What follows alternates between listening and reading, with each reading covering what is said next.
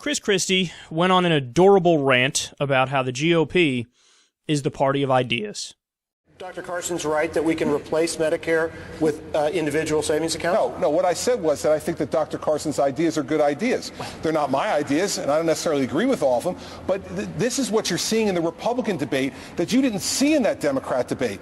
You didn't see it for a minute. You didn't see these kind of ideas being batted around, and being batted around in a way that's civil and smart, and that's trying to help to inform the voter out there. What you saw was a parade of, I'll give you this for free, I'll give you that for free. Let me tell you, everybody, when they say they want to give it to you for free, keep your hand on your wallet, because they're coming to you to pay for it. And that's why I think these ideas up here are great, and that's what we should have more discussions like this and less gotcha. Senator Rubio, All right, there's so much irony in that. Christie spent half the night telling the American people, I'm going to cut your Social Security, I'm going to cut your Medicare, I'm going to cut your Medicaid, I'm going to slash entitlements across the board. And then he has the nerve to say, look out when the Democrats talk, you better watch your wallet. No! By your own words! People should look out for you! They should watch their wallet because of you! I mean, when it comes to Medicare and Social Security, these are people, as Mike Huckabee even pointed out, who have paid into this system their entire life, and under a Christie administration, you will rob them. You will take that money and say, I'm not giving it to you. It's not for you. We're making changes. So you're the problem. You're the person that, that makes it so that people should watch their wallet. And then what's hilarious is even this idea that, the Republicans are the party of tax cuts.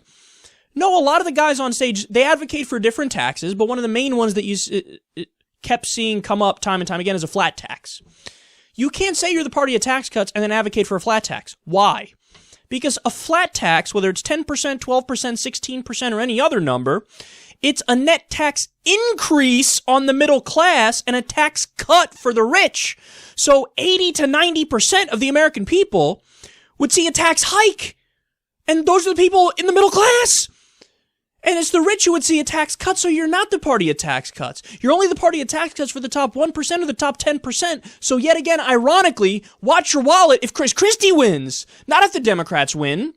And then just this smug dismissal that we've been hearing for decades from the right, where they say, Democrats, they were just arguing about who's going to give away more free stuff. No. See, Chris, we already pay taxes. So since we pay taxes, it's then just a question of priorities. What do we prioritize ahead of other things? What should we fund that makes the most sense? And where should we cut where it would make the most sense? And guys like Bernie Sanders and even Hillary Clinton, in some respects, they would say, well, why don't we prioritize more along the lines of healthcare and education, and our tax money goes towards stuff like that. It goes towards infrastructure spending, maybe some jobs. And why don't we, put some things on the chopping block and cut back on perhaps corporate welfare and military spending?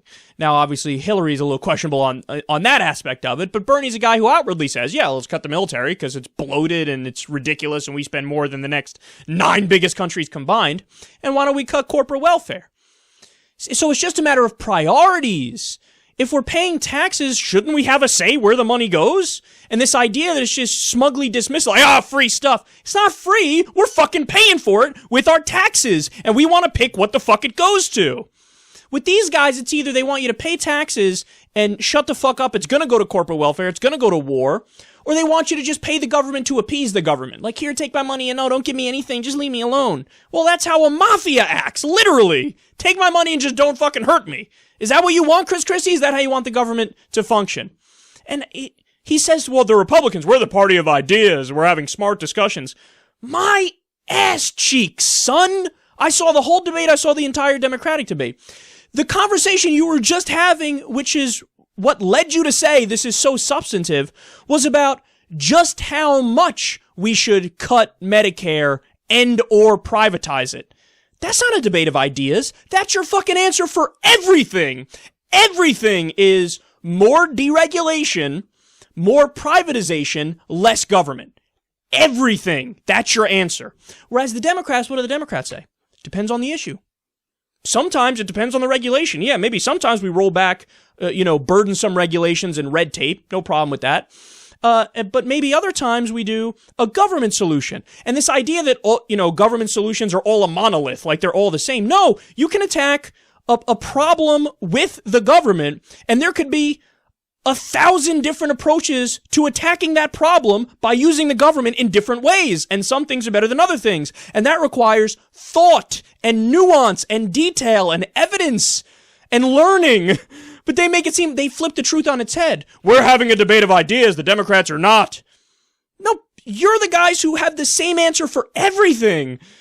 So it's just, this one got under my skin more than anything else because he's so condescending and arrogant in the way he says it, but everything he's saying is just totally untrue.